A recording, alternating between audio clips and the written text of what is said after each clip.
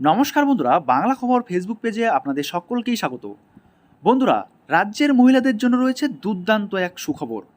লক্ষ্মীর ভাণ্ডারের বদলে এবার চালু হলো গৃহলক্ষ্মী প্রকল্প, যেখানে 500 টাকা আর 1000 টাকা নয়, সবাইকেই দেওয়া হবে 2000 টাকা করে। অর্থাৎ এখানে কিন্তু কোনো রকম ভেদাভেদ থাকছে না। এসসি, এসটি, ওবিসি, জেনারেল সবাই কিন্তু পেয়ে যাচ্ছে 2000 টাকা করে এই গৃহলক্ষ্মী প্রকল্পের মাধ্যমে। 2021 সালে বিধানসভা নির্বাচনে জিতে তৃতীয়বারের জন্য বাংলার মুখ্যমন্ত্রী হওয়ার পর মমতা বন্দ্যোপাধ্যায় নির্বাচনী প্রতিশ্রুতি মতো লক্ষ্মীর ভাণ্ডার প্রকল্প চালু করেন। আর এই প্রকল্পে সাধারণ বর্গের মহিলারা মাসে 500 টাকা করে আর্থিক অনুদান পান এবং এসসি এসটি মহিলারা মাসে 1000 টাকা করে আর্থিক অনুদান পান। তবে এবার লক্ষ্মীর ভাণ্ডারের বদলে চালু হচ্ছে নতুন প্রকল্প, যেখানে মহিলারা সোনায় সোহাগা 500 টাকা নয়, 1000 টাকা নয়, মোট 2000 টাকা করে পেয়ে যাচ্ছে প্রত্যেক মহিলা। অর্থাৎ লক্ষ্মীর ভাণ্ডার প্রকল্প থেকে 4 গুণ বেশি টাকা পাবে এই প্রকল্পে। বাংলায় প্রত্যেক মাসে মহিলারা 2000 টাকা করে সরকার থেকে অনুদান পেলে রাজ্যের নারী শক্তি যে আরও স্বনির্ভর হয়ে উঠবে তা আর বলার অপেক্ষা রাখে না। তাহলে বন্ধুরা, আপনারা বুঝতেই পারছেন যে এই গৃহলক্ষ্মী প্রকল্প কতটা সুবিধাজনক হবে রাজ্যের মহিলাদের জন্য। যে 500 টাকা আর 1000 টাকা এই লক্ষ্মীর ভাণ্ডার প্রকল্প থেকে দিচ্ছিল, কিন্তু এখন এই প্রকল্প চালু হওয়ার পর থেকে এখন প্রত্যেক ক্যাটাগরির মহিলারাই সমান ভাগে 2000 টাকা করে পাবেন। তাহলে এই 2000 টাকার পাওয়ার ফলে কিন্তু রাজ্যের মহিলারা কিন্তু আরও অনেকটাই স্বনির্ভর হয়ে যাবে এবং এই প্রকল্প থেকে অনেকটাই উপকৃত হবে রাজ্যের মহিলারা।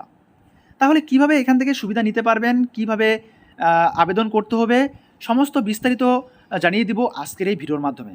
তাই বন্ধুরা, ভিডিওটাকে একটুও স্কিপ না করে শুরু থেকে শেষ পর্যন্ত খুব ভালো করে দেখবেন।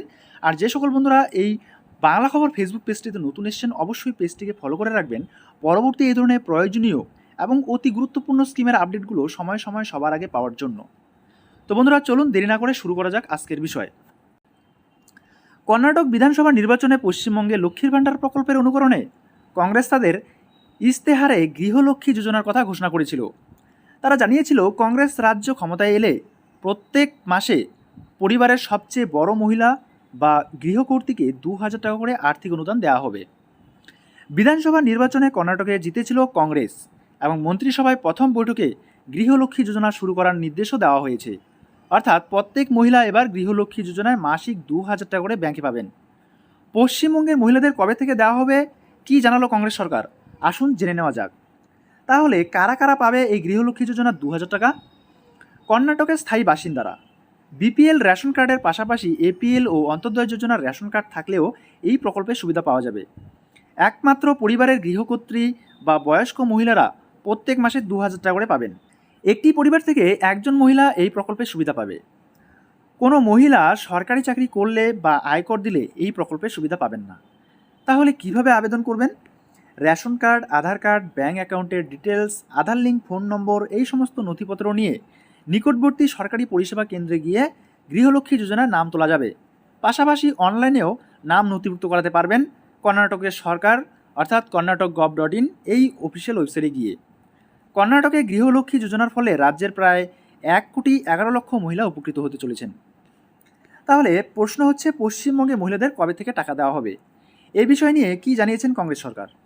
কংগ্রেস সরকার জানিয়েছে, এবার পশ্চিমবঙ্গে যদি কংগ্রেস সরকার আসে তবে কিন্তু এই গৃহলক্ষ্মী যোজনার প্রকল্প চালু করা হবে। অর্থাৎ বর্তমানে এই প্রকল্প শুধু কর্ণাটকে রয়েছে এবং কর্ণাটকের মহিলারা কিন্তু এই প্রকল্পের সুবিধা পাচ্ছে। তবে পরবর্তী সময়ে যদি এই প্রকল্প পশ্চিমবঙ্গে চালু করা হয় তাহলে আপনাদের ভিডিওর মাধ্যমে জানিয়ে দেওয়া হবে।